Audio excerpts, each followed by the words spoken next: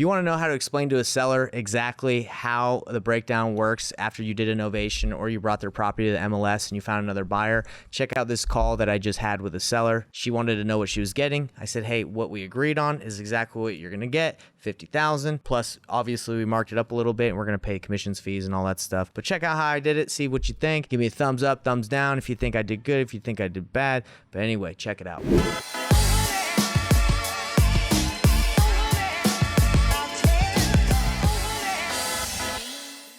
Hey Amber, how's it going? This is Nathan. I'm from my cell phone. Yeah, I'm good. Do you have a couple minutes?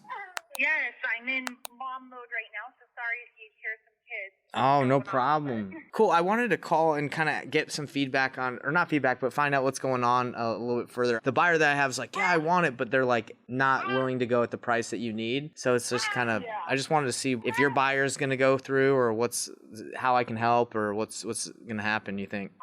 It seems like that they need longer to get funds in place, and I just don't think that we're going to be able to push it.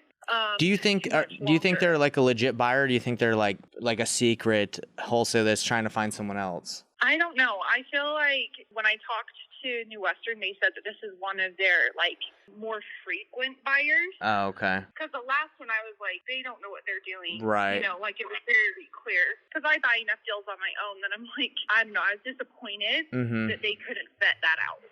Well, also if you're a real buyer, you can usually get funding within 2 days, at most. If you're legit, right? Yeah, and I'm like, why do they keep needing extensions? If I need to close on something, I can close in 48 hours. Right, of course. At this point, I want to remain hopeful and optimistic, but I'm also trying to be cautious. I don't feel like my trust is there with New Western. That's just kind of where I'm at right now. I don't know. I mean, they're saying everything's good, that they can get it all in writing, they can up their earnest. I don't want to be in the same position, so I'm just kind of trying to weigh out options. Gotcha. I did send over the gal that I work. I'm not a realtor, but one of the girls in my network, she is. And sometimes we tag team stuff. If we're both just busy. So me and her tag teamed this one, and so I kind of sent her over what bed, and I said, hey, this is just an option that we might be able to do. If we fall out of contract with them, then maybe we can just go fresh start and try this strategy. So I kind of presented that to her as well to see, Have you ever done that strategy before? Or, did it make sense? No, I haven't done that. So I was going to, run it past her and then just see if she wanted to jump on a call and you could kind of explain it. Maybe, okay. Yeah. But no, totally down. If you have time. I have a question is I haven't really looked too deep into the pictures in the house. Would it qualify for a FHA loan, or does it have a lot of things that maybe would need to get fixed up before it could qualify for that kind of financing? No, it should. The only thing is the roof. Okay. The roof is going to need to be replaced, but inside is almost rent ready. Okay. The basement is just completely unfinished. Really how we were kind of marketing it is that it would be a great opportunity for somebody to hold and finish out the basement as another 3-1 and rent out that by BYU and stuff too. So, but the inside does not have stairs to the basement. So you only have access to the basement from the walkout. So it's kind of separate. And I didn't look into zoning too much. I know there's multi around there, but I think that the zoning is a little unique right there. I don't know if somebody could go to the city and try to get it rezoned. Right. Multi, but is a possibility, Okay. Well, that would be my best, that would be the strategy I would pick because, let's say New Western says they can do this and then the people go in and they're like, yeah, well, let me just make sure my hard money lender will fund it. And then, if they don't like the numbers, then they back out without really having anything, any consequences, right? And then you look bad.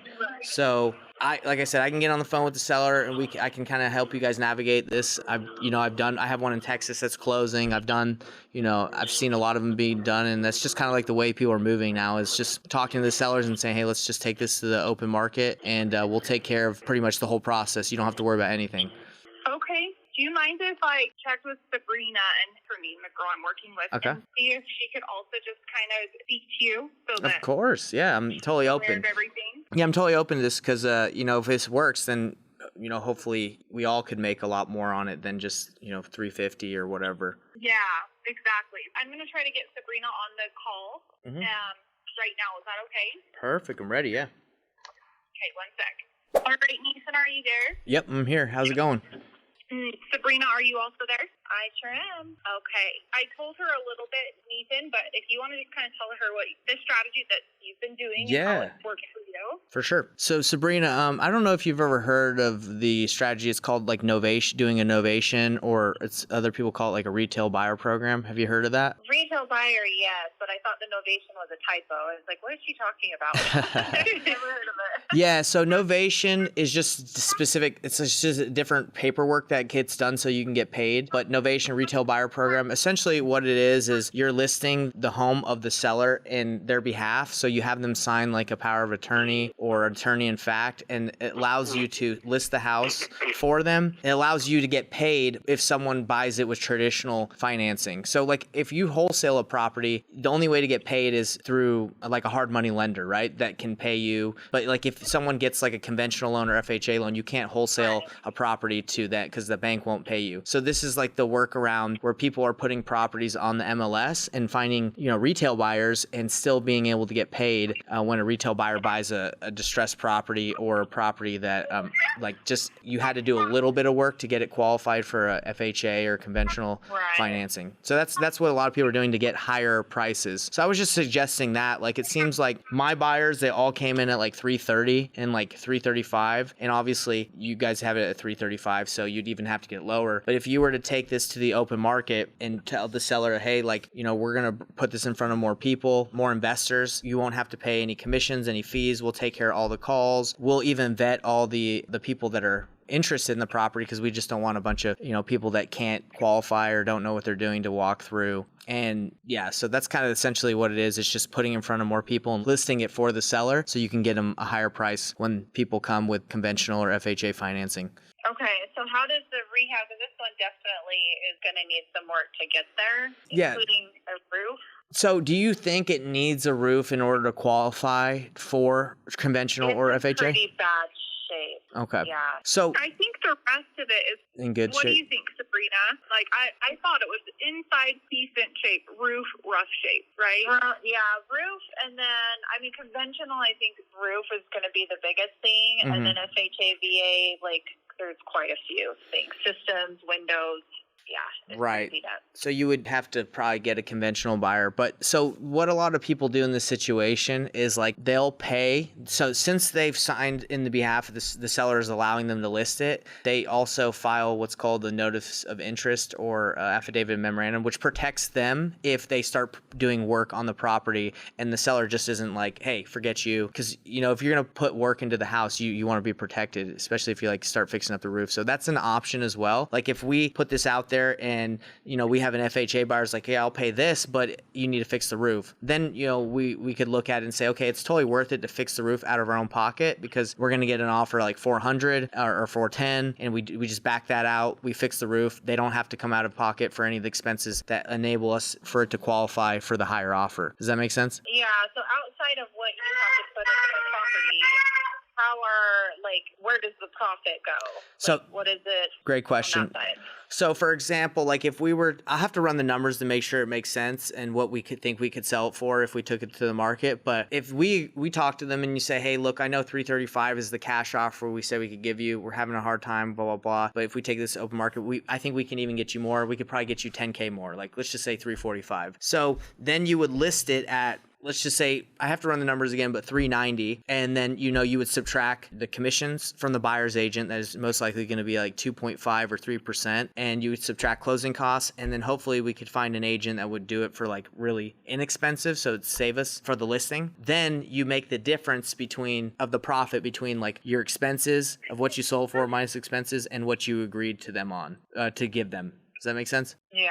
So like anything above in that scenario, anything above 345. Exactly. Yeah. Again, if I ran my numbers, let's just say there's like a 20K spread in there, for example. So that's what you would be able to get. And then at closing, you could release your affidavit of memorandum or your notice of interest, whatever you want to call it, and you release it for the profit. You say, okay, I'm going to release my cloud, and that's and a lot of times people don't even cloud the title. They just do that if they put money into it. But a lot of the other times they just use it as a concession, and they just say, yeah, if you want the roof, we'll just give you that a concession for the roof. And sometimes that works where you don't have to put any money into it. So how does that differ from a net listing then? I've heard a net listing, but tell me what that is. Net listing is kind of basically that saying that we set a benchmark, say I'm going to net you at least $345. Anything above that I keep, and that's illegal in Utah. How is that different than a net listing? I've actually never been asked that question, and that's a great question. It's just, I guess it's the way that it works, where you sign the the paperwork. It makes it work where you where you sign the power of attorney, they allow you to list it, and then you sign the right paperwork with the notice of interest to release your cloud for the fee. Right. Great question. Now, I have heard scenarios where agents will, say, hey, I'll come in and rehab it, and then, I get my commission, but then I get a certain percentage of anything over whatever X dollar amount. I want to run it by my broker. Of course. But this is a unique scenario where there's 6 siblings involved, and it's an estate situation. And about the net listing, the reason why a lot of people do this, investors, do this because they're not agents, right? So they just are like, hey, how am I going to be able to make money on the deal and bring it to MLS where I don't have a license? Like, for example, in Texas, well, you would list it with an agent there, and you'd say, hey, this is the situation, and then they would list it. So, I mean, if you were to do it yourself, I don't know how that would work for your broker, but I have agents that would do it here as well. So, if you're worried about you listing it, we don't necessarily need you to list it. I can list it for one of my people could do it for $1,000, and then we would obviously handle the calls and vet the people and be like, okay, go see it. But if you were worried about you doing it, you wouldn't need to do it. Yeah, find out on the net listing for me. And then, from what I'm understanding is Amber would get it under contract, and then, I could be the agent of record. But it's more so, I don't know. I guess I would just need clarification on that. Yeah, I'll just tell you how it works. So you sign a real estate purchase contract with the seller that you're going to get them, you're going to buy it for $345 or whatever. And then you sign an attorney in fact and a novation that allows you to list it. And that's the paperwork that they would need to sign, and then you list it. Right. You get the offers coming in, people come in, say, hey, you need this or that to qualify, or maybe not, just give them concessions, and then at the close they take care of everything on getting us paid. So it's really just, if they're open to putting it on the market and not having to worry about commissions, fees, and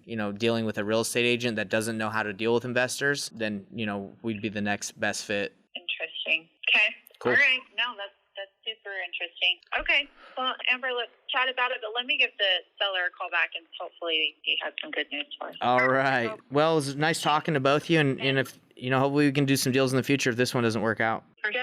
Thank you so much. And by the way, if you like this video, smash that like button so more people can see it, and we'll get you more content like this where we show you exactly how to do it step by step.